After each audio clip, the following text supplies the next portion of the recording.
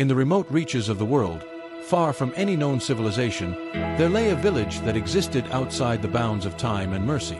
It was a place where the landscape was as harsh as the unyielding code its people lived by. This was Kumasi, a village where only the strong survived. Kumasi was surrounded by jagged mountains and dense, unforgiving forests. The air was thin, and the weather unforgiving. The villagers, hardened by generations of struggle, had developed a resilience that bordered on the superhuman. Every child born into Kumasi was taught from their earliest days that weakness was a luxury they could not afford. Among these villagers was a young girl named Ojeki. Orphaned at a tender age, she had grown up under the watchful eye of her grandfather, a revered elder known for his strength and wisdom. Ojeki had inherited his iron will and indomitable spirit, qualities that had kept her alive in a village where only the strong survived. Life in Kumasi was a constant battle against the elements and the surrounding wilderness. Food was scarce, and the villagers often had to venture into the treacherous mountains to hunt and forage. Every journey was a test of endurance and cunning, and many never returned. But those who did were hailed as heroes, their strength celebrated by the entire village. Ojeki, despite her youth, had already proven herself on numerous occasions. Her keen senses and quick reflexes had saved her life more than once, and her name was spoken with respect among the villagers. But the true test of her strength was yet to come. One fateful winter, the harshest in living memory, descended upon Kumasi.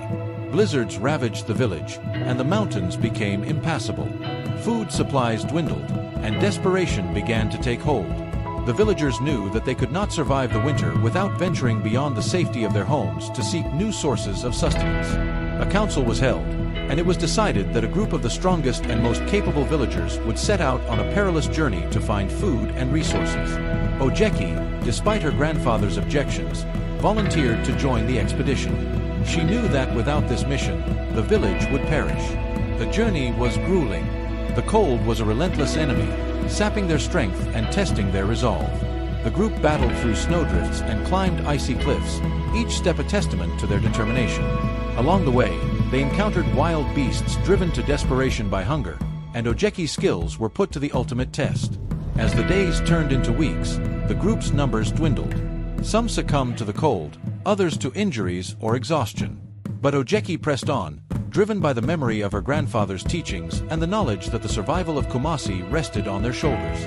Finally, after what seemed like an eternity, the group stumbled upon a hidden valley, sheltered from the worst of the winter's fury. It was a place of surprising abundance, where game was plentiful, and the ground, though frozen, promised the hope of future harvests. Ojeki and the remaining survivors set about gathering what they could, their hearts lifted by the prospect of salvation. With their packs filled and spirits renewed, the group began the arduous journey back to Kumasi. The return was no less challenging, but the promise of life and the knowledge that they had found a way to ensure their village's survival fueled their every step. When they finally reached Kumasi, the villagers greeted them with tears of joy and relief. Ojeki, though exhausted and worn, stood tall among the returning heroes. Her grandfather, eyes glistening with pride, embraced her, knowing that she had truly proven her strength. Kumasi survived that harsh winter, and the village continued to endure, its people bound by the unbreakable will to survive. Ojeki's name became legend, a symbol of the strength and resilience that defined Kumasi. And in that village where only the strong survived, Ojeki's legacy lived on, inspiring future generations to face their own trials with unwavering courage.